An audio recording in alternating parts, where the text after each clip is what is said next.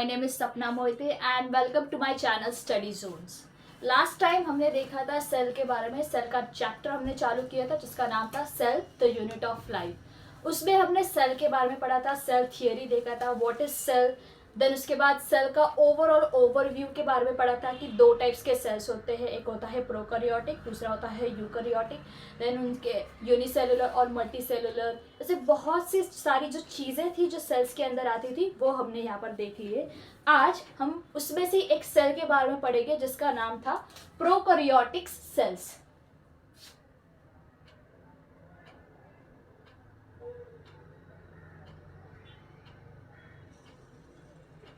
चलो, अब ये जो प्रोकैरियोटिक वर्ड है, इस वर्ड से पता चलता है प्रो यानी कि फर्स्ट, प्रिमिटिव, ओके, और कैरियन का मतलब होता है nucleus. Karyotic in the sense karyon, जिसका मतलब होता है न्यूक्लियस, यानी कि first form nucleus, primitive type of nucleus kind of organisms, जो कि प्रोकैरियोटिक सेल्स होते हैं, ओके, जिनके अंदर प्रोकैरियोटिक सेल्स पाए जाते हैं। जब अर्थ का फॉर्मेशन हुआ था 3.5 बिलियन ईयर्स अगो, उस टाइम पे जब ऑर्गेनिजम्स फॉर्म हुए थे वो ये प्रोकैरियोटिक टाइप ऑफ सेल्स हुआ करते थे, प्रोकैरियोटिक टाइप ऑफ ऑर्गेनिजम्स हुआ करते थे जिनके पास वेल डेवलप्ड न्यूक्लियस नहीं था। Even also they don't have the cell organelles. Cell का रेगुलेशन एक्टिविटीज़ के लिए जो सबसे इंपॉर्टेंट चीज़ें होती हैं, न्यूक्लियस से लेकर सेल ऑर्गेनस तक, ये जो सारी चीज़ें थी ये फर्स्ट फॉर्म सेल्स के अंदर बिल्कुल भी प्रेजेंट नहीं थी, जो कि आज के हमारे यूकैरियोटिक सेल्स के अंदर प्रेजेंट होते हैं। ओके, सो ये जो सारे प्रोकैरियोटिक सेल्स थे जो कि 3.5 बिलियन ईयर्स अगो फॉर्म हुए थे, ये बहुत ही ज़्यादा स्मॉल होते थे। इनका जो ऑर्गेनिजम्स होते थे वो बहुत ही ज़्यादा स्मॉल है, लेकिन इनके पास ये कैपेसिटी थी कि ये रैपिडली डिवाइड हो सकते थे। कैसे? बहुत फास्टली डिवाइड हो सकते थे, which is faster than eukaryotic cells. Okay, और एक चीज़ इनमें कॉमन, एक स्पेशल काइंड ऑफ थिंग थी कि ये जो टाइप्स के सेल्स थे इनका शेप और साइज जो था वो डिफर करता था। मतलब इनके शेप और साइज में अलग होते थे, लेकिन इनका जो फॉर्मेशन था, जो ऑर्गेनाइजेशन था, वो सिमिलर हुआ करता था। Shape and size are differ but same in organisation.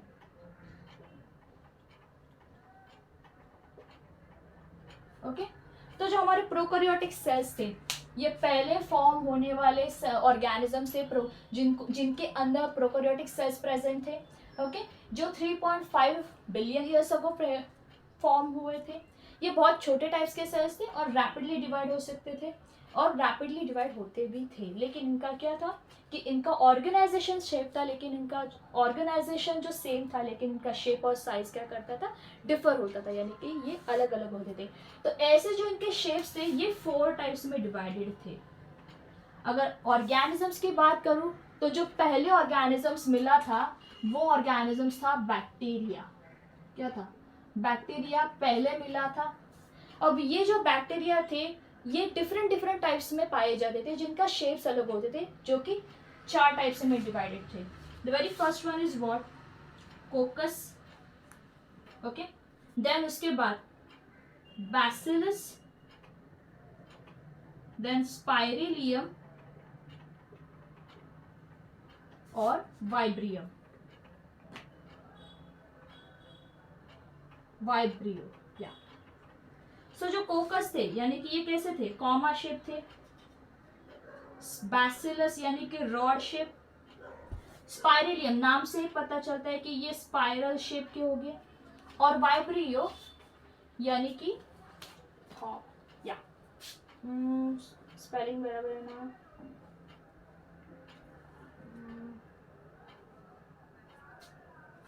One minute,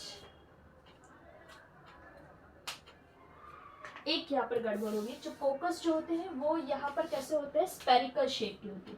sorry, या कोकस स्पेरिकल शेप के होते हैं और वाइब्रियो यानी कि कॉमा शेप। ओके। सो ऐसे 4 टाइप्स के शेप्स वाले बैक्टीरियाज मिलते थे उस टाइम पे, कोकस, बैसिलस, स्पाइरेलियम और वाइब्रियो। कोकस यानी कि स्पेरिकल शेप के थे, बैसिलस रॉड शेप के थे, स्पाइरेलियम स्पाइरल शेप के और वाइब्रियो कॉमा शेप के। सो ये जो सारे बैक्टीरियाज उस टाइम पे मिलते थे, इन बैक्टीरियाज के अंदर सेल ऑर्गेनल्स प्रेजेंट नहीं थे, लेकिन अपार्ट फ्रॉम सेल ऑर्गेनल्स ऐसे बहुत से ऐसी चीज़ें जो अदर काइंड ऑफ पार्ट्स थे जो सेल के अंदर, प्रोकैरियोटिक सेल्स के अंदर प्रेजेंट थे। ओके, वो आज हम लोग यहाँ पर पढ़ेंगे। ओके, चलो।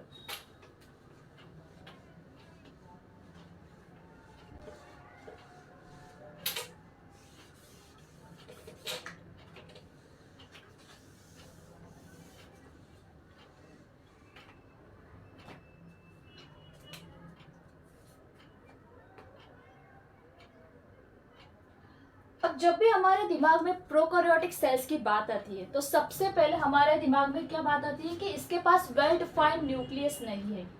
ओके, इसके पास क्या नहीं है? वेल डिफाइंड न्यूक्लियस, जिसकी वजह से क्या होता है, इसका जो भी हेरिडिटरी मटेरियल होगा वो ऐसे ही उसके सेल्स के अंदर पड़ा हुआ रहेगा, जो कि 2 फॉर्मेट में होगा। उसका जो हेरिडिटरी मटेरियल होगा या तो ये सिंगल क्रोमोसोम के फॉर्मेट में होगा या फिर ये एक सर्कुलर डीएनए के फॉर्मेट में होगा। ओके, जो भी उसका हेरिडिटरी मटेरियल होगा, हेरिडिटरी मटेरियल या जो भी उसका हेरिडिटरी मटेरियल होगा, या तो ये इसका सिंगल क्रोमोसोम के फॉर्मेट में होगा या फिर उसके सर्कुलर डीएनए के फॉर्मेट में प्रेजेंट होगा। लेकिन क्योंकि हमने कहा था वेल डिफाइंड न्यूक्लियस, मतलब इसके पास मेम्ब्रेन बाउंड स्ट्रक्चर बिल्कुल भी नहीं है, इसके पास न्यूक्लियस प्रॉपर नहीं है जिसके ऊपर कवरिंग स्ट्रक्चर होगा, जिसके अंदर ये हेरिडिटरी मटेरियल प्रेजेंट होगा। ये ऐसे ही सेल्स के अंदर प्रेजेंट, ऐसे ही फैला हुआ पड़ा हुआ है।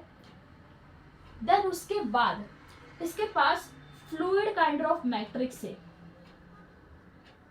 फ्लूइड काइंड ऑफ मैट्रिक्स है, जिसको क्या बोला जाता है? साइटोप्लाज्म। ओके, जिस साइटोप्लाज्म के अंदर एक सेल ऑर्गेनस ऐसा होता है जो पड़ा हुआ रहता है, जो कि यूकैरियोटिक्स और प्रोकैरियोटिक्स दोनों के अंदर होता है। लेकिन उसकी खासियत ये है कि उसके पास सेल मेम्ब्रेन बाउंड स्ट्रक्चर जो प्रेजेंट होता है, जो कि मेम्ब्रेन बाउंड स्ट्रक्चर होता है सेल के अंदर। जितने भी सारे सेल ऑर्गेनल्स होते हैं, हमें पता है माइटोकॉन्ड्रिया हो, गोल्गी बॉडीज हो या फिर एंडोप्लाज्मिक रेटिकुलम, कोई भी टाइप्स का सेल ऑर्गेनल्स हो, उन सब के पास क्या होता है? मेम्ब्रेन बाउंड स्ट्रक्चर होता है, except the one that is ribosomes. Ribosomes के पास क्या है? मेम्ब्रेन बाउंड स्ट्रक्चर बिल्कुल भी प्रेजेंट नहीं है, जिसकी वजह से ये प्रोकैरियोटिक सेल्स के अंदर भी पाया जाता है। देन सबसे इंपॉर्टेंट चीज जो कि प्रोटेक्टिव कवरिंग होता है, सेल को प्रोटेक्ट करने के लिए एक प्रोटेक्टिव कवरिंग होता है, जिसमें सबसे अंदर जो प्रेजेंट होता है वो होता है सेल मेम्ब्रेन। फिर उसके बाद आउटर कवरिंग स्ट्रक्चर होता है जो कि हार्ड कवरिंग स्ट्रक्चर होता है, दैट इज सेल वॉल, जो हमें नॉर्मली पता है कि ये प्लांट्स के अंदर पाए जाते हैं। लेकिन ये सेल वॉल प्रोकैरियोटिक सेल्स के अंदर भी पाए जाते हैं, क्योंकि प्रोकैरियोटिक सेल्स के पास तो वेल डिफाइंड न्यूक्लियस भी नहीं है, सेल ऑर्गेनल्स भी नहीं है, तो इतनी सारी चीज़ें ना होने के बावजूद इसके इतना, मतलब हम बोल सकते हैं कि इसके चांसेस हो सकते हैं कि इसके ऊपर कोई भी आके अटैक कर सकता है, जिसके लिए उसके पास सेल वॉल प्रेजेंट है। एंड वन मोर थिंग, और एक प्रोटेक्शन लेयर उसके पास प्रेजेंट होता है जो कि उसका एक्स्ट्रा कोटिंग कवर होता है, जिसको बोला जाता है ग्लाइकोकैलिक्स। क्या प्रेजेंट होता है? ग्लाइकोकैलिक्स। सो ऐसे 3 टाइप्स के लेयर प्रेजेंट होते हैं प्रोकैरियोटिक सेल्स के अंदर। दैट्स व्हाई जो प्रोटेक्टिव लेयर होता है प्रोकैरियोटिक सेल्स का, एक केमिकली कॉम्प्लेक्स प्रोटेक्टिव सेल की तरफ इसको डिनोट किया जाता है। कैसे डिनोट किया जाता है? Chemically complex protective layer. Okay, जब हम लोग प्रोकैरियोटिक सेल्स के प्रोटेक्टिव लेयर की बात करते हैं तो हमें ये बात पता होनी चाहिए कि प्रोकैरियोटिक सेल्स भले एक सिंपल सेल होगा, एक सिंपल स्ट्रक्चर वाला सेल होगा, लेकिन उसका जो कवरिंग स्ट्रक्चर होता है वो केमिकल से बना हुआ है, which is a chemically complex prokaryotic layer. Okay, अब हम और थोड़ा डिटेल में जाएंगे और हम इस लेयर्स के बारे में पढ़ेंगे कि किस तरह से ये लेयर्स का फॉर्मेशन हुआ है। ओके, चलो।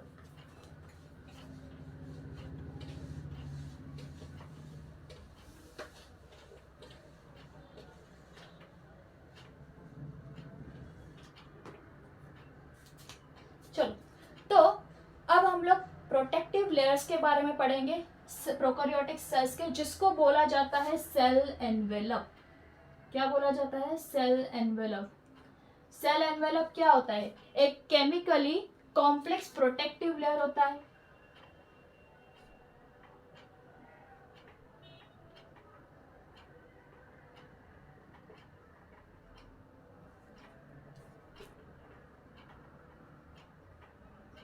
ओके, हमने देखे थे 3 टाइप्स के लेयर होते हैं। कौन से 3 टाइप्स? सबसे अंदर वाला कौन सा होता है? तो सेल मेम्ब्रेन, जिसको प्लाज्मा मेम्ब्रेन भी बोल सकते हैं। दूसरा लेयर होता है सेल वॉल, और तीसरा लेयर होता है जो कि आउटर मोस्ट लेयर होता है ग्लाइकोकैलिक्स। ओके, सो ये जो लेयर होते हैं सेल्स के अंदर, ये सेल्स को प्रोटेक्ट करने का काम करते हैं। ये थिन लेयर होता है जो कि किससे बना हुआ रहता है? फॉस्फोलिपिड लेयर से बना हुआ रहता है।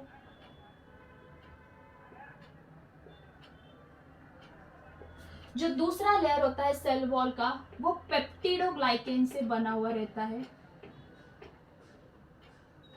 और जो तीसरा लेयर होता है ग्लाइकोकैलिक्स का, वो ग्लाइकोप्रोटीन या फिर ग्लाइकोलिपिड से बना हुआ रहता है, या ग्लाइकोप्रोटीन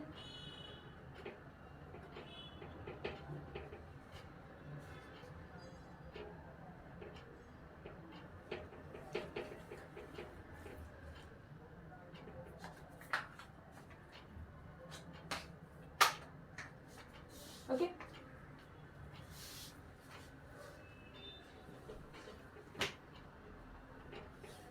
सो ग्लाइकोप्रोटीन्स और ग्लाइकोलिपिड से लेयर बना हुआ रहता है।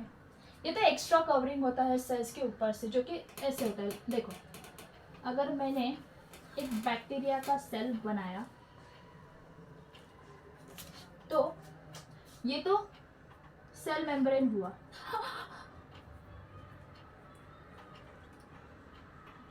दूसरा, उसके ऊपर दूसरा लेयर होगा जो कि टफ लेयर होगा। वो टफ लेयर क्या होगा?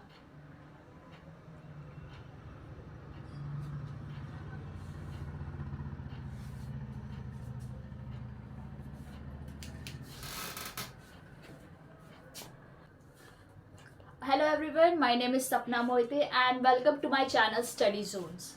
लास्ट टाइम हमने देखा था सेल के बारे में। सेल का चैप्टर हमने चालू किया था जिसका नाम था cell the unit of life. उसमें हमने सेल के बारे में पढ़ा था, सेल थियरी देखा था, व्हाट इज सेल। देन उसके बाद सेल का ओवरऑल ओवरव्यू के बारे में पढ़ा था कि 2 टाइप्स के सेल्स होते हैं, एक होता है प्रोकैरियोटिक, दूसरा होता है यूकैरियोटिक। देन उनके यूनिसेलुलर और मल्टीसेलुलर, ऐसे बहुत सी सारी जो चीज़ें थी जो सेल्स के अंदर आती थी, वो हमने यहाँ पर देख ली है। आज हम उसमें से एक सेल के बारे में पढ़ेंगे जिसका नाम था प्रोकैरियोटिक सेल्स।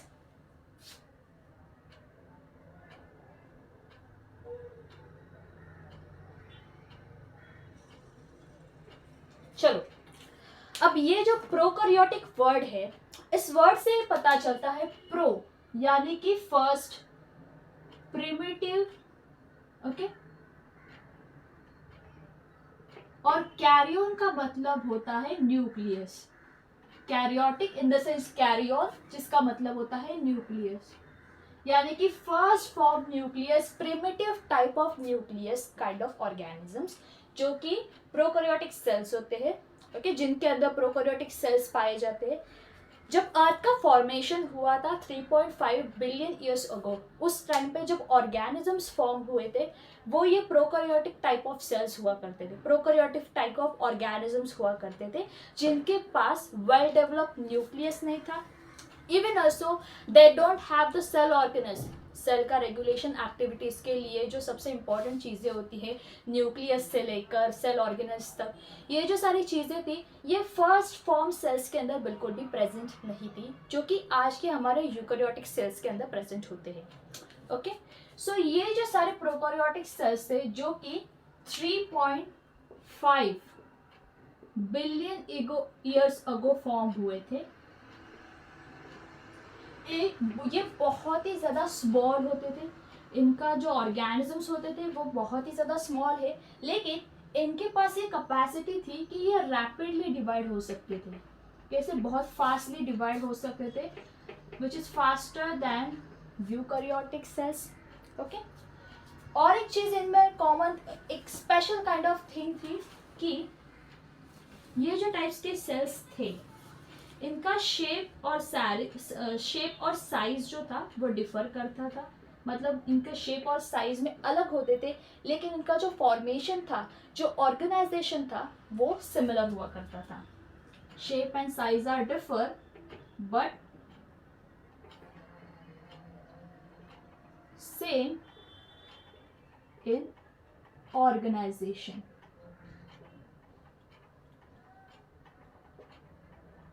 ओके, तो जो हमारे प्रोकैरियोटिक सेल्स थे ये पहले फॉर्म होने वाले ऑर्गेनिज्म से जिनके अंदर प्रोकैरियोटिक सेल्स प्रेजेंट थे। ओके, जो 3.5 बिलियन ईयर्स अगो फॉर्म हुए थे। ये बहुत छोटे टाइप्स के सेल्स थे और रैपिडली डिवाइड हो सकते थे और रैपिडली डिवाइड होते भी थे, लेकिन इनका क्या था कि इनका ऑर्गेनाइजेशन शेप था, लेकिन इनका ऑर्गेनाइजेशन जो सेम था, लेकिन इनका शेप और साइज क्या करता था, डिफर होता था, यानी कि ये अलग अलग होते थे। तो ऐसे जो इनके शेप्स थे ये 4 टाइप्स में डिवाइडेड थे। अगर ऑर्गेनिजम्स की बात करूं तो जो पहले ऑर्गेनिजम्स मिला था वो ऑर्गेनिजम्स था बैक्टीरिया। क्या था? बैक्टीरिया पहले मिला था। अब ये जो बैक्टीरिया थे ये डिफरेंट टाइप्स में पाए जाते थे, जिनका शेप्स अलग होते थे, जो कि 4 टाइप्स में डिवाइडेड थे। The very first one is what? Coccus. Okay, then उसके बाद बैसिलस, देन स्पाइरेलियम और वाइब्रियम।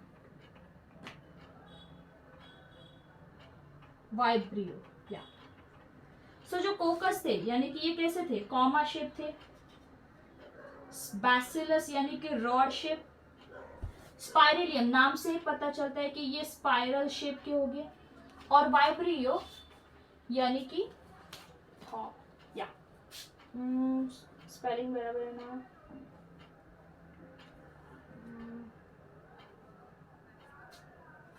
वन मिनट,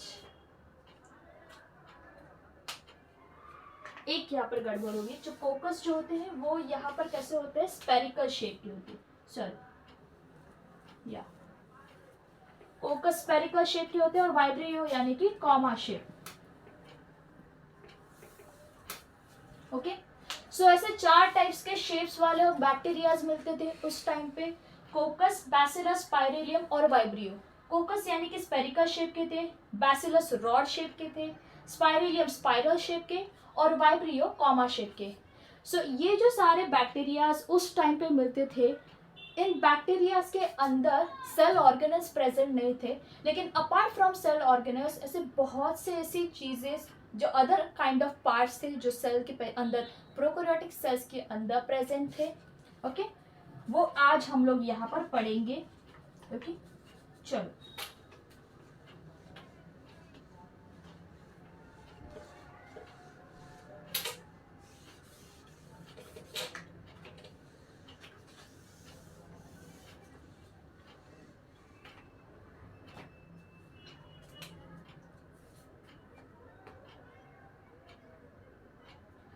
अब जब भी हमारे दिमाग में प्रोकैरियोटिक सेल्स की बात आती है तो सबसे पहले हमारे दिमाग में क्या बात आती है कि इसके पास वेल डिफाइंड न्यूक्लियस नहीं है।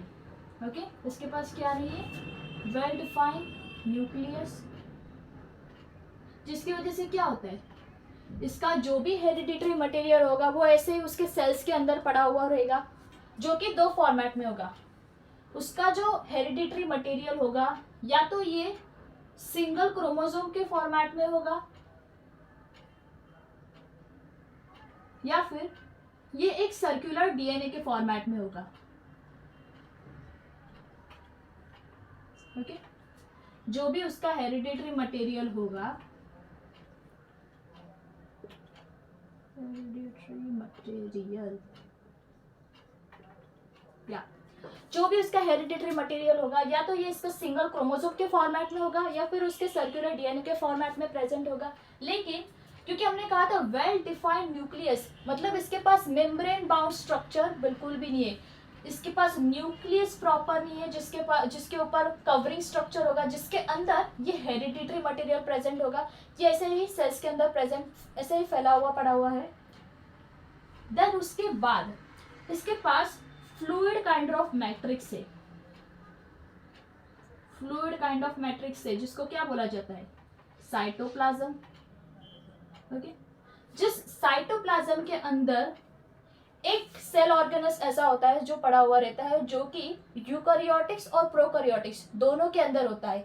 लेकिन उसकी खासियत ये है कि उसके पास सेल मेम्ब्रेन बाउंड स्ट्रक्चर जो प्रेजेंट होता है, जो कि मेम्ब्रेन बाउंड स्ट्रक्चर होता है सेल के अंदर। जितने भी सारे सेल ऑर्गेनल्स होते हैं, हमें पता है माइटोकॉन्ड्रिया हो, गोल्गी बॉडीज हो, या फिर एंडोप्लाज्मिक रेटिकुलम, कोई भी टाइप्स का सेल ऑर्गेनल्स हो, उन सब के पास क्या होता है, मेम्ब्रेन बाउंड स्ट्रक्चर होता है, except the one that is ribosomes. Ribosomes के पास क्या है, मेम्ब्रेन बाउंड स्ट्रक्चर बिल्कुल भी प्रेजेंट नहीं है, जिसकी वजह से ये प्रोकैरियोटिक सेल्स के अंदर भी पाया जाता है। देन सबसे इंपॉर्टेंट चीज जो कि प्रोटेक्टिव कवरिंग होता है, सेल को प्रोटेक्ट करने के लिए एक प्रोटेक्टिव कवरिंग होता है, जिसमें सबसे अंदर जो प्रेजेंट होता है वो होता है सेल मेम्ब्रेन। फिर उसके बाद आउटर कवरिंग स्ट्रक्चर होता है जो कि हार्ड कवरिंग स्ट्रक्चर होता है, दैट इज सेल वॉल, जो हमें नॉर्मली पता है कि ये प्लांट्स के अंदर पाए जाते हैं।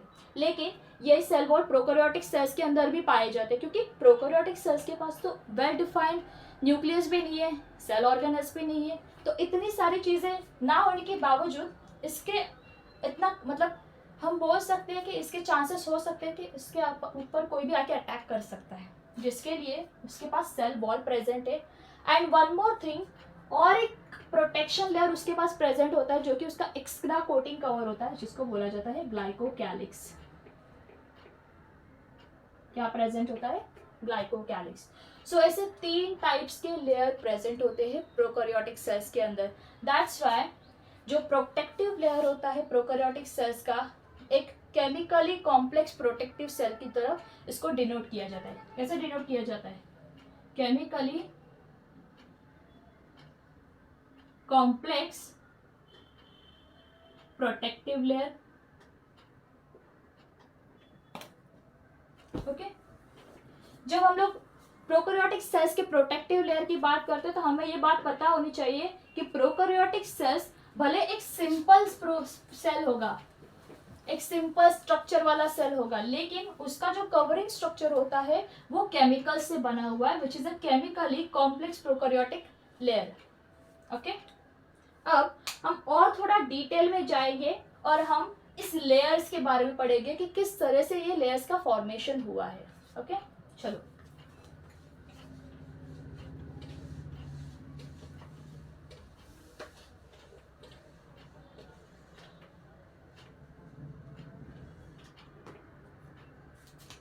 चलो तो अब हम लोग प्रोटेक्टिव लेयर्स के बारे में पढ़ेंगे प्रोकैरियोटिक सेल्स के, जिसको बोला जाता है सेल एनवेलप। क्या बोला जाता है, सेल एनवेलप। सेल एनवेलप क्या होता है, एक केमिकली कॉम्प्लेक्स प्रोटेक्टिव लेयर होता है।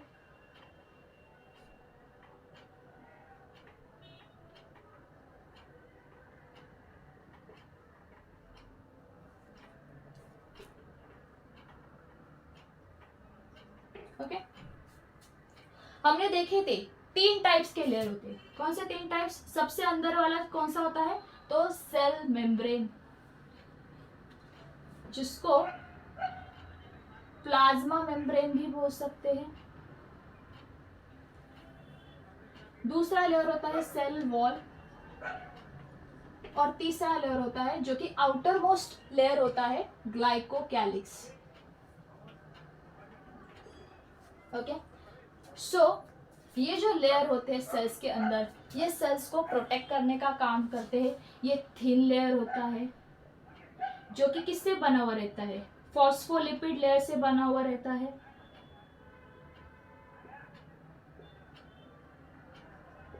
जो दूसरा लेयर होता है सेल वॉल का, वो पेप्टिडोग्लाइकेन से बना हुआ रहता है।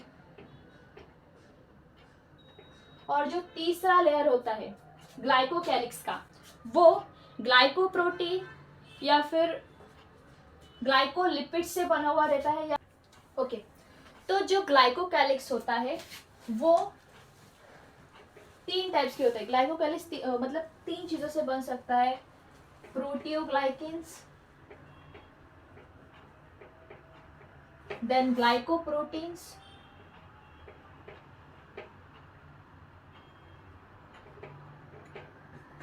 और ग्लाइकोलिपिड्स।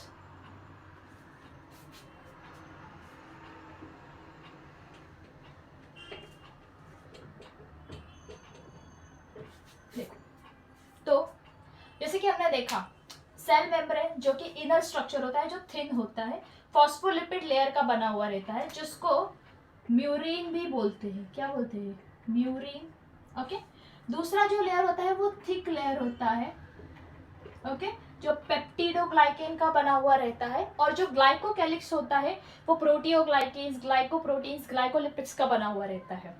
ओके, ये जो ग्लाइकोलिपिड्स, ग्लाइकोकैलिक्स है, ये ग्लाइकोकैलिक्स में भी 2 टाइप्स आते हैं। अगर हम लोग बैक्टीरियाज की बात करते हैं तो बैक्टीरियाज में ग्लाइकोकैलिक्स का जो लेयर होता है वो 2 टाइप का होता है। अगर ये ग्लाइकोकैलिक्स लूज शीट का बना हुआ, लूज स्ट्रक्चर, जो कि जिलेटिनस स्ट्रक्चर, स्टिकी स्ट्रक्चर हो सकते हैं, लूज शीट का बना हुआ हो, तो इसको स्लाइम लेयर बोला जाता है। स्लाइम यानी कि स्टिकी, चिपचिपा। ओके, दूसरा जो होता है, अगर ये ग्लाइकोकैलिक्स टफ शीट का बना हुआ हो तो इसको कैप्सूल बोला जाता है। कैप्सूल तो हमें पता है टफ होती है। ओके, सो यानी कि क्या बोला मैंने, ग्लाइकोकैलिक्स 2 टाइप के रहते हैं, या तो ये लूज शीट के बने हुए रहते हैं या तो ये टफ शीट से बने हुए रहते हैं। अगर ये लूज शीट से बने तो इसके लेयर को स्लाइम लेयर बोला जाएगा, या अगर ये टफ शीट का बना होगा तो इसको कैप्सूल बोला जाएगा। ओके, तो अब हम इसको स्ट्रक्चर के फॉर्मेट में देखते हैं।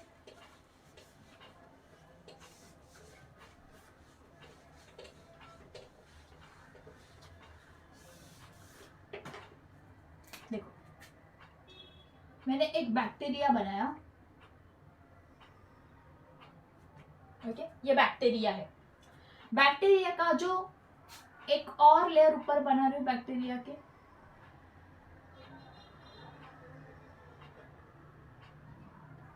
जो अंदर का लेयर है वो क्या है, सेल मेम्ब्रेन, सेल या फिर प्लाज्मा मेम्ब्रेन, जो कि फॉस्फोलिपिड लेयर से बना हुआ होगा। उसके बाहर का जो टफ लेयर है वो किससे बना है, सेल वॉल का बना हुआ है, जो कि पेप्टिडोग्लाइकेन का बना हुआ होगा। और एक लेयर उसके ऊपर प्रेजेंट होता है, that layer is called as what, glycocalyx.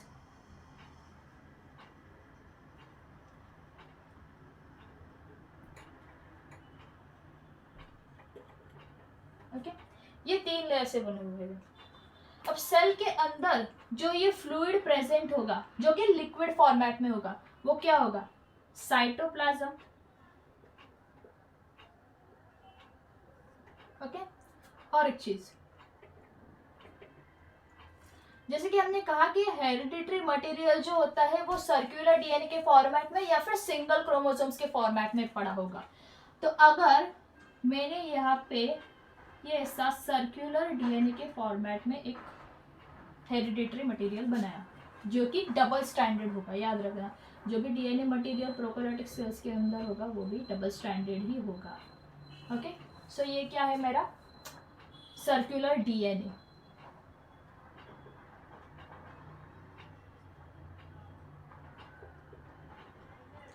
अब हमने सेल ऑर्गेनल्स में और एक चीजें पढ़ी थी कि यहाँ पर राइबोसोम्स भी प्रेजेंट होते हैं। तो राइबोसोम्स ऐसे फॉर्मेट में बाहर प्रेजेंट होते हैं जिनको मेम्ब्रेन बाउंड स्ट्रक्चर नहीं है। ओके, एक और चीज बताना जरूरी समझती हूँ कि जो प्लाज्मा मेम्ब्रेन है, प्लाज्मा मेम्ब्रेन का ये एक्सटेंशन होता है, यहाँ पर थोड़ा एक्सटेंड होके ये ऐसा स्ट्रक्चर फॉर्म करता है दोनों जगह पे। ओके, तो ये जो एक्सटेंशन होता है ये कुछ इस तरह से दिखता है।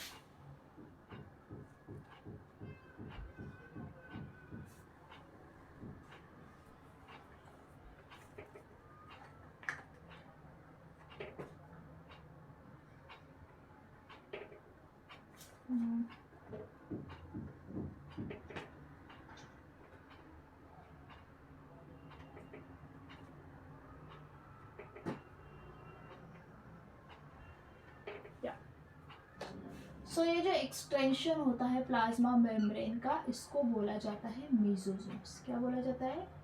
मीजोसोम्स। इस मीजोसोम्स के अंदर ये ट्यूब लाइक स्ट्रक्चर्स होते हैं जिसको बोला जाता है ट्यूब्यूल्स,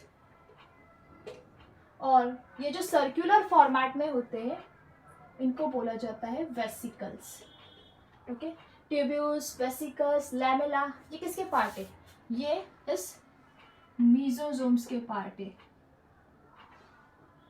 एक और चीज प्रेजेंट होती है यहाँ पर जिसको क्या बोला जाता है? क्रोमैटोफोर। ये क्रोमैटोफोर प्रोटीन्स कंटेन, मतलब प्रोटीन स्टोर करने का काम करते हैं। इसके पास क्या होता है? प्रोटीन्स होते हैं, कैरोटीनाइड्स हो सकता है या फिर बैक्टीरिया क्लोरोफिल हो सकता है। ये जो टाइप्स के प्रोटीन्स होते हैं ये इसके पास प्रेजेंट होते हैं।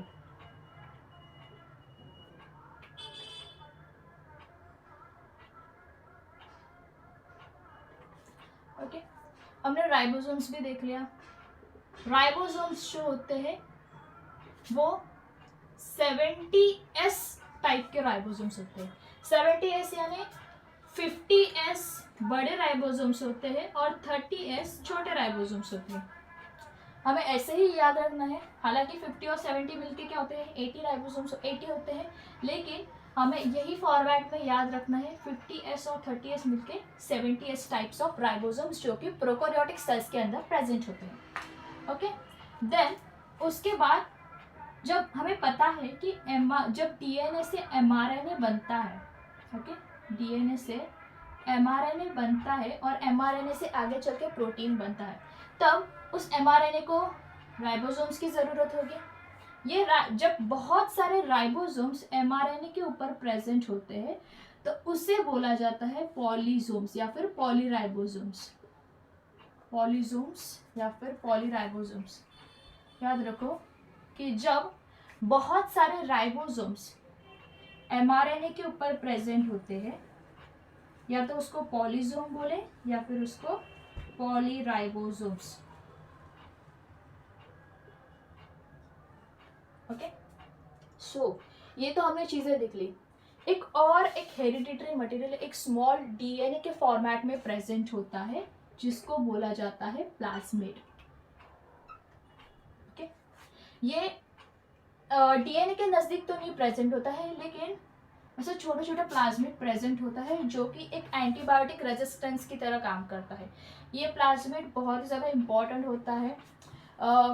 इसको हम दूसरे बैक्टीरिया सेल्स के अंदर भी ट्रांसफ़र कर सकते हैं for any kind of chemicals. अगर हमें कुछ केमिकल बनाना है तो हमें इसके ऊपर जो जीन होता है, मान लो एक पर्टिकुलर टाइप्स का जीन होगा जो कि एंटीबायोटिक रेजिस्टेंस का काम करेगा। अब हमें उस जीन को पाने के लिए हमें उस पर्टिकुलर बैक्टीरिया से उस प्लाज्मिड को निकालना पड़ेगा और उसको दूसरे बैक्टीरियाज के अंदर डाल सकते हैं by using some kind of things जो कि हम लोग आगे चल के नेक्स्ट जो भी फ्यूचर में चैप्टर आएगा बायोटेक्नोलॉजी का उसमें देखेंगे। ओके, तो ये एक जनरल स्ट्रक्चर होता है। क्या क्या होता है? तो प्रोकैरियोटिक सेल्स जो होते हैं जिसके पास 3 टाइप्स के लेयर होते हैं। ग्लाइकोकैलिक्स जो सबसे आउटर मोस्ट लेयर होता है, ये जो ग्लाइकोकैलिक्स लेयर होता है ये 2 टाइप्स का हो सकता है, मतलब उसका जो कवरिंग है ये 2 टाइप्स के हो सकते हैं। या तो ये एक टफ्ट फॉर्मेट में होगा या फिर ये लूज फॉर्मेट में होगा। अगर टफ फॉर्मेट में है तो ये कैप्सूल कहलाएगा, यानी कि कैप्सूल टाइप का ग्लाइकोकैलिक्स का कवरिंग है। ओके, अगर लूज है तो वो slime layer, sticky gelatinous kind of thing layer है। ओके, देन उसके बाद उसके अंदर का जो लेयर है सेल वॉल, जो कि पेप्टिडोग्लाइकेन का बना हुआ है, इसके बारे में हम आगे थोड़ा पढ़ेंगे, जो कि एक टफ लेयर की तरह काम करता है। उसके अंदर एक थीन लेयर प्रेजेंट होता है जो कि होता है प्लाज्मा मेम्ब्रेन या फिर सेल मेम्ब्रेन का। फिर उसके बाद अंदर साइटोप्लाज्म प्रेजेंट होता है जो कि एक फ्लूइड काइंड ऑफ मटेरियल होता है, मैट्रिक्स के फॉर्मेट में प्रेजेंट होता है इस तरीके से। ओके, देन उसके बाद हमने देखा था कि इसके पास न्यूक्लियस ना होने की वजह से इसका जो हेरिडिटरी मटेरियल है वो ऐसे ही फैला हुआ है, जो कि आइदर सिंगल क्रोमोसोम्स के फॉर्मेट में होगा या फिर सर्कुलर डीएनए के फॉर्मेट में होगा। फिर हमने देखा था कि जो प्लाज्मा मेम्ब्रेन है, उस प्लाज्मा मेम्ब्रेन का थोड़ा एक्सटेंशन होता है। ओके, ये जो एक्सटेंशन होता है इसको बोला जाता है मीजोसोम्स, जो कि ट्यूब्यूल्स, वेसिकल्स और लैमेला से बना हुआ रहता है, लैमेला। ओके, फिर उसके बाद हमने देखा था कि और एक एक्सटेंशन होता है प्लाज्मा मेम्ब्रेन का, जिसको क्रोमैटोफोर बोला जाता है। ये जो क्रोमैटोफोर होता है इसके पास प्रोटीन्स होते हैं जो कि कैरोटीनॉइड्स भी हो सकता है या फिर बैक्टीरियो क्लोरोफिल भी हो सकता है। Carotenoids, sorry it's my mistake, proteins नहीं, यहाँ पर पिगमेंट्स होते हैं। सॉरी, क्या होते हैं? पिगमेंट्स होते हैं। ये जो पिगमेंट्स होते हैं या तो ये कैरोटीनॉइड्स होंगे या फिर ये बैक्टीरियो क्लोरोफिल्स होंगे। ओके, कैरोटीनॉइड्स में बहुत सारे different kinds of yellow, red kind of colour होता है, तो बैक्टीरियो क्लोरोफिल यानी कि ग्रीन कलर के भी पिगमेंट्स हो सकते हैं। याद रखो, क्रोमैटोफोर मतलब क्या होता है कि ये पिगमेंट्स को कंटेन करते हैं, इनके पास पिगमेंट्स होते हैं। देन हमने राइबोसोम्स देखा था। Ribosomes generally membrane, non membrane bound structures होते हैं, जो कि प्रोकैरियोटिक सेल्स के अंदर भी प्रेजेंट होते हैं। ये जो राइबोसोम्स होते हैं ये दो टाइप्स के होते हैं, 50S और 30S। 50S जो होते हैं वो लार्ज सब यूनिट्स होते हैं, तो 30S स्मॉल सब यूनिट्स होते हैं। दोनों मिला के 70S टाइप ऑफ सब यूनिट्स फॉर्म करते हैं राइबोसोम्स का। ये जो S होता है ये इसका क्या बोला जाता है? तो स्वेडबर्ग्स यूनिट। क्या बोला जाता है? स्वेडबर्ग्स यूनिट, जो कि एक मास और डेंसिटी का कोएफिशिएंट है। ओके, फिर उसके बाद हमने ये भी देखा था कि बहुत सारे राइबोसोम्स जब mRNA बनता है डीएनए से तो उसके ऊपर प्रेजेंट होते हैं, और उन राइबोसोम्स को बोला जाता है पॉलीसोम्स या फिर पॉलीराइबोसोम्स। ओके, फिर उसके बाद एक और नई चीज है जो कि प्रोकैरियोटिक सेल्स के अंदर पाई जाती है, लाइक दिस। यहाँ पर reserve kind of material present होता है। ये जो reserve kind of material present होता है इनको बोला जाता है इंक्लूजन बॉडी। क्या बोला जाता है? Inclusion body. ये जो इंक्लूजन बॉडी होता है इसका सेल में कुछ काम नहीं होता है, ये बस ऐसे ही पड़े हुए रहते हैं, जो कि non membrane kind of structures होते हैं। ये फॉस्फेट ग्रैन्यूल्स भी हो सकते हैं, ग्लाइकोजेन भी हो सकते हैं और साइनोफाइसियंस भी हो सकते हैं। सो ये जो सारे इंक्लूजन बॉडीज होते हैं ये बस सेल्स के अंदर ऐसे ही पड़े हुए रहते हैं as a reserve material. Okay, so ये तो सारी चीजें हमने देखी थी सेल ऑर्गेनल्स में। अब एक्चुअल जो हम सेल एनवेलप हमने देख लिया था, सेल ऑर्गेनल्स देख लिया था। अब हम और एक चीज के बारे में पढ़ेंगे कि जो सेल एनवेलप होता है उसके कवरिंग स्ट्रक्चर्स के ऊपर से भी एक कॉन्सेप्ट बनता है जो कि हम स्टेनिंग के थ्रू करते हैं।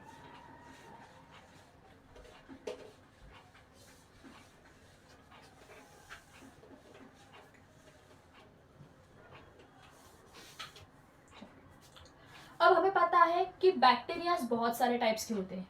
कुछ यूजफुल बैक्टीरिया भी हो सकते हैं, कुछ हार्मफुल बैक्टीरियाज भी हो सकते हैं। जो यूजफुल बैक्टीरियाज होते हैं उनको हम लोग कल्चर करते हैं, लेकिन कुछ ऐसे बैक्टीरियाज होते हैं जो डिसीज कॉज करते हैं, जो हमें पता नहीं, आइडेंटिफाई नहीं कर सकते हैं कि वो मतलब कैसे कॉज करेंगे। हम अंडर माइक्रोस्कोप नॉर्मली उसको आइडेंटिफाई नहीं कर सकते हैं। इसके लिए हम एक प्रोसेस यूज करते हैं जिसको बोला जाता है ग्राम स्टेन। ये जो ग्राम स्टेन है एक डैनिश बैक्टीरियोलॉजिस्ट ने इसको ढूंढा था, जिनका नाम था हैंस क्रिस्टियन ग्राम।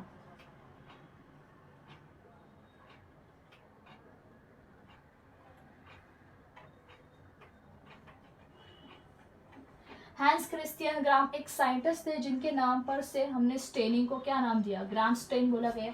ये जो ग्राम स्टेन है ये सेल वॉल से रिलेटेड है, क्योंकि सेल वॉल के ऊपर से ही पता चलेगा कि कौन सा जो बैक्टीरिया है वो यूजफुल है या हार्मफुल है, जिसमें दो टाइप्स के बैक्टीरिया को हमने डिवाइड किया है ग्राम स्टेन के फॉर्मेट में। एक जो ग्राम पॉजिटिव बैक्टीरिया कहलाएगा,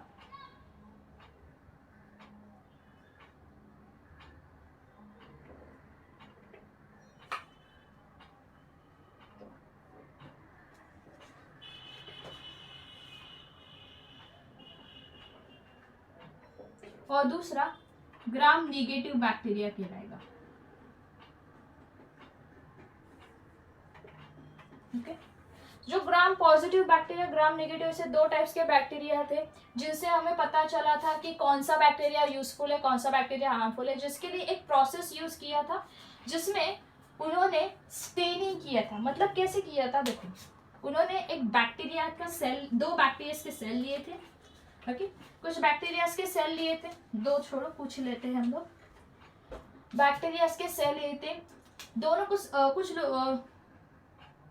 मान लो उसमें से अगर मैंने दो लिया बैक्टीरिया को सेल, एक को एक स्लाइड पे रखा, दूसरे को दूसरे स्लाइड पे रखा, मुझे पता नहीं कि ये हार्मफुल है या यूजफुल है। मैंने इसको एक प्रोसेस के थ्रू इसको आइडेंटिफाई किया, जो कि प्रोसेस क्या था, ग्राम स्टेन वाला प्रोसेस था, जिसमें मैंने कुछ केमिकल्स यूज किए प्राइमरी स्टेनिंग के लिए।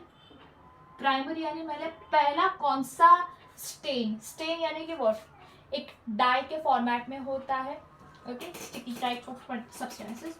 सो प्राइमरी स्टेन के लिए मैंने क्रिस्टल वॉयलेट यूज किया। सेकेंडरी स्टेनिंग के लिए मैंने सैफ्रनिन का यूज किया।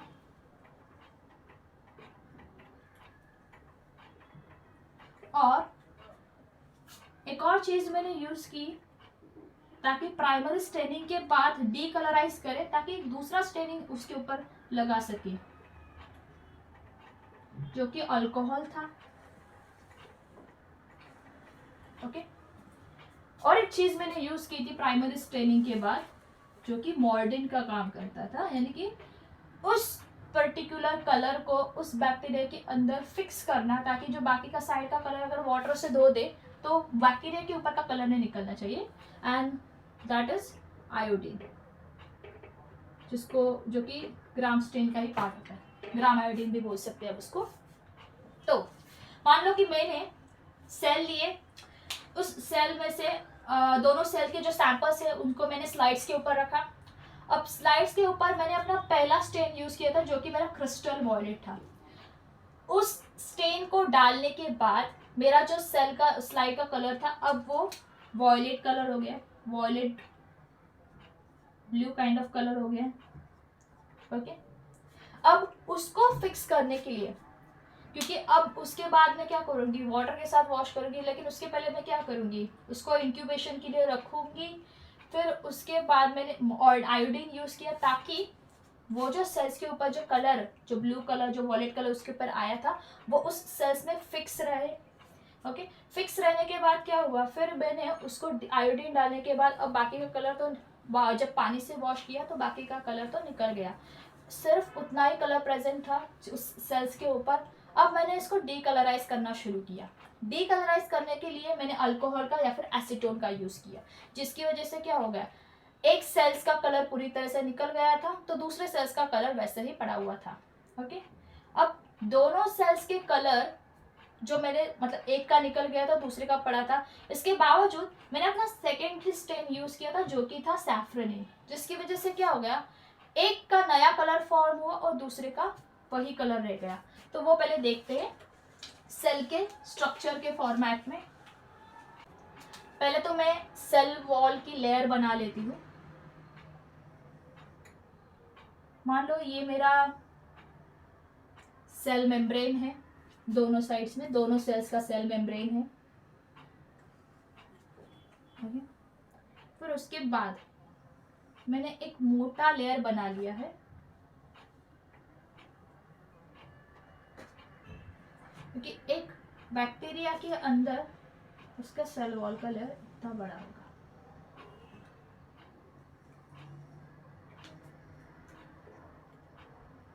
दूसरे के अंदर का सेल वॉल कम ही होगा।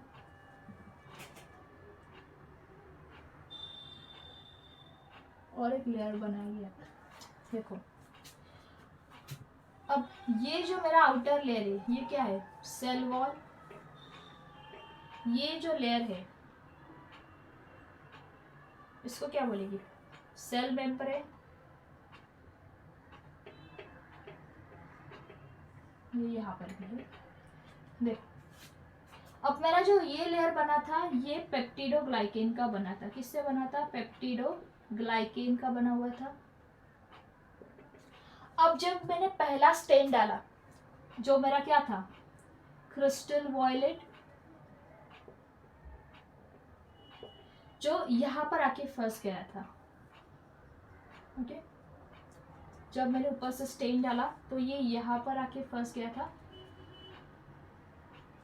ओके, प्लाज्मा मेम्ब्रेन और सेल वॉल के बीच में आके फंस गया था। फिर उसके बाद मैंने आयोडीन डाला था, ताकि आयोडीन की मदद से अगर मैं स्लाइड को वॉश करी उसके बाद तो वो कलर भी ना निकल जाए जो मैंने पहले स्टेनिंग किया था। ओके, तो मैं आयोडीन डालूंगी जिसकी जो कि मॉडर्न का काम करेगा, यानी कि वो कलर यहाँ पर फिक्स रहेगा। वैसे ही इस सेल्स, बैक्टीरिया सेल्स के अंदर भी मैंने डाला था क्रिस्टल वॉयलेट और आयोडीन, जो कि यहाँ पर आके फंस गया था। अब मैं इसको अल्कोहल से वॉश करूंगी, 3 टाइम्स अल्कोहल में इसको वॉश करूंगी। ओके, जिसकी वजह से क्या होगा कि ये कलर तो यहाँ पर ही रह गया, ये कलर निकल गया। क्यों, क्योंकि इतनी जो थिकनेस थी सेल वॉल की वो इस सेल वॉल के पास नहीं है। इसका जो लेयर है ये 2 चीजों का बना हुआ है। या पहला तो लेयर है पेप्टिडोग्लाइकेन का,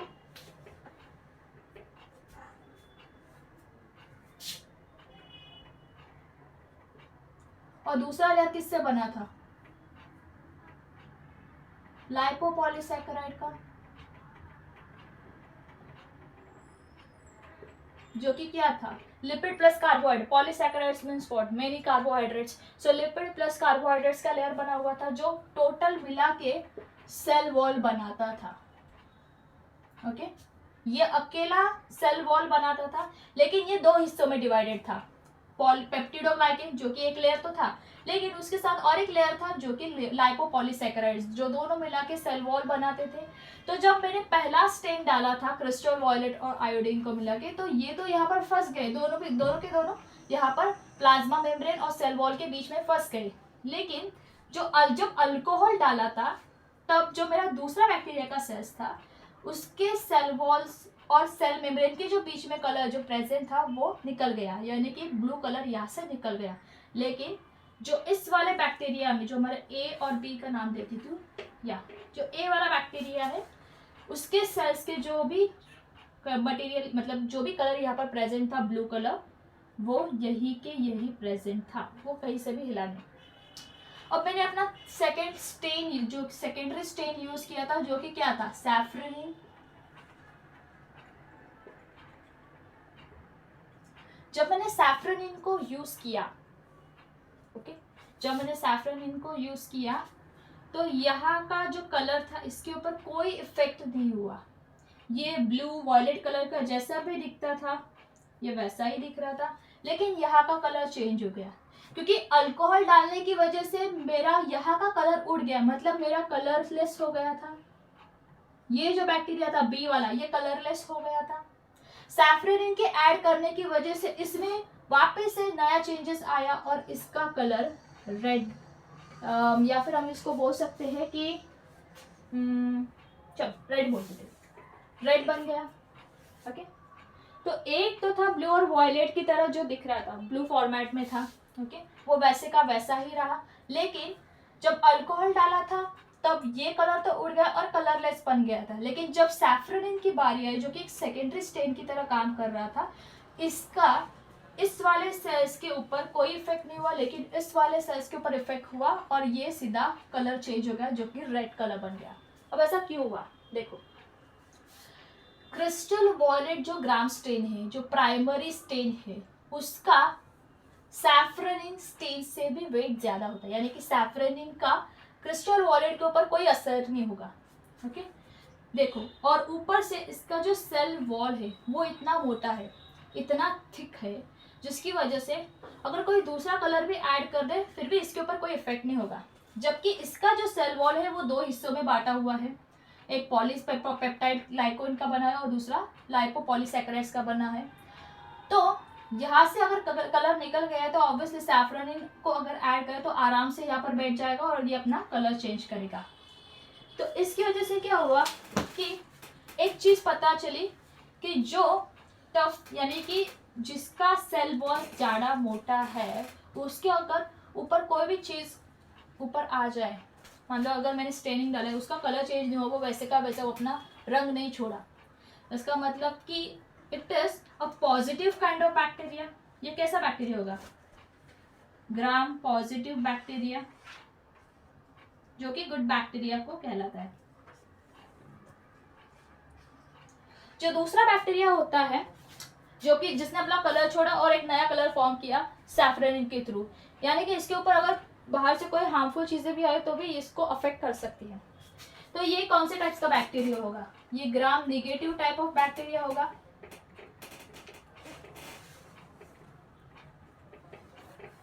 ये जो ग्राम नेगेटिव बैक्टीरिया होता है ये बहुत ही ज़्यादा हार्मफुल होता है। जैसे कि हमने कहा था कि ये डायग्नोस्ड कॉज करता है, बहुत से टाइप्स के डिसीज होके उनको डायग्नोस करता है।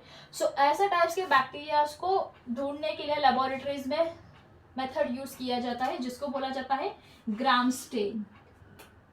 और ग्राम स्टेन मेथड एक सिंपल मेथड होता है जो बहुत ही ज़्यादा ज़रूरी होता है। ओके, आई समझ में बात? सबसे पहले क्या देखा? सेल एनवेलप्स थे। जो सेल एनवेलप कैसा किससे बना होता है? केमिकली कॉम्प्लेक्स प्रोटेक्टिव लेयर से बना हुआ रहता है। ओके, जो 3 लेयर से बना हुआ रहता है। सबसे अंदर का लेयर थिन होता है, फॉस्फोलिपिड लेयर से बना हुआ, जिसको क्या बोलते हैं? Cell membrane. फिर उसके ऊपर दूसरा लेयर होता है पेप्टिडोग्लाइकेन का, जो क्या होता है? Cell wall. और एक तीसरा लेयर होता है जो कि जिलेटिनस काइंड ऑफ लेयर होता है, या फिर टफ लेयर भी हो सकता है, जिसको क्या बोला जाता है? ग्लाइकोकैलिक्स। अब ये जो लेयर होते हैं, इन लेयर के भी 2 टाइप्स होते हैं। बैक्टीरिया के अंदर ऐसे 2 टाइप्स के लेयर होते हैं, या तो जो जिसको क्या बोला जाता है? ग्राम पॉजिटिव और ग्राम नेगेटिव बैक्टीरिया, जो कि किसकी मदद से हमें पता किया? ग्राम स्टेनिंग की मदद से। क्यों? क्योंकि जरूरी नहीं है कि जो भी बैक्टीरिया हमारे सराउंडिंग्स में प्रेजेंट है वो सारे के सारे यूजफुल बैक्टीरियाज हो। कुछ हार्मफुल बैक्टीरियाज ऐसे होते हैं जो कि डिसीज कॉज करते हैं, और उनको तलाशने के लिए, उनको फाइंड आउट करने के लिए हम प्रोसेस सिंपल मेथड यूज करते हैं, जिसको क्या बोला जाता है? ग्राम स्टेन। जो हैंस क्रिस्टियन ग्राम, जो कि एक डैनिश बैक्टीरियोलॉजिस्ट थे, उन्होंने फाइंड आउट किया था, उन्होंने डिस्कवर किया था।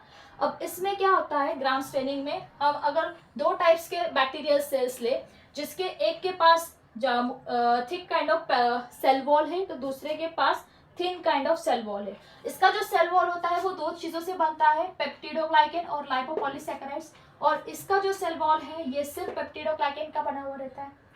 जब हम लोग ग्राम स्टेनिंग का मेथड यूज करते हैं तो हम लोग सबसे इंपॉर्टेंट स्टेन लेते हैं gram stain. This is what? Crystal violet. Crystal violet और आयोडीन को जब हम लोग ऐड करते हैं तो ये दोनों के दोनों प्लाज्मा मेम्ब्रेन और सेल वॉल के बीच में अटक जाते हैं, और वहाँ जिसकी वजह से क्या होता है? हमारी स्लाइड के ऊपर ब्लू कलर शो होता है।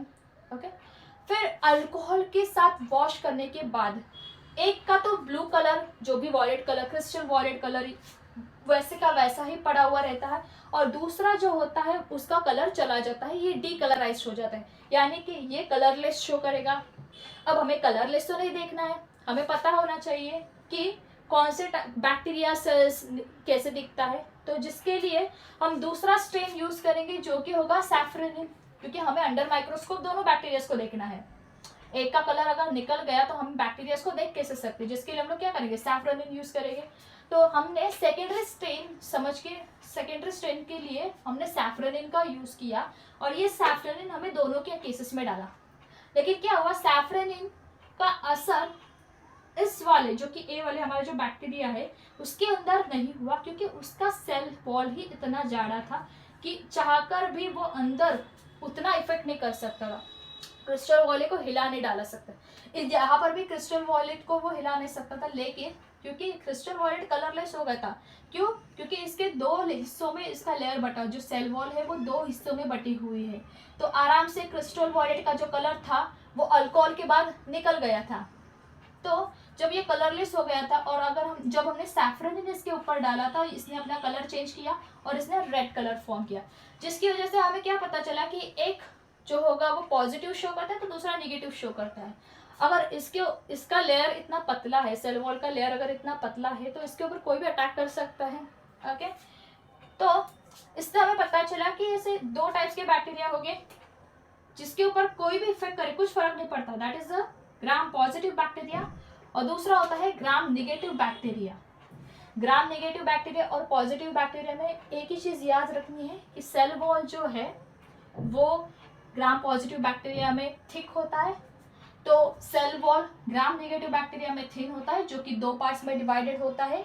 एक पेप्टिडोग्लाइकेन का लेयर होता है और दूसरा लाइपोपॉलीसैकेराइड्स का लेयर होता है। ओके, देन उसके बाद एक जो क्रिस्टल वॉयलेट कलर ऐड करने के बाद और बहुत सारी चीज़ें करने के बाद एक वॉयलेट ब्लू कलर शो करेगा और दूसरा रेड कलर शो करेगा। जो रेड कलर शो करेगा वो नेगेटिव कहलाएगा, जो ब्लू और वॉयलेट कलर शो करेगा वो पॉजिटिव बैक्टीरिया कहलाएगा। और हार्मफुल बैक्टीरिया की अगर बात करें तो वो ग्राम नेगेटिव बैक्टीरिया ही होता है। Okay, so I hope you all will understood this things. Okay, so आज के लिए इतना ही। नेक्स्ट टाइम हम लोग नेक्स्ट थिंग के बारे में देखेंगे जो कि होगा हमारा second type of cell which is a eukaryotic cells. तब तक के लिए thank you very much, tata, bye bye, and please like, share and subscribe to my channel.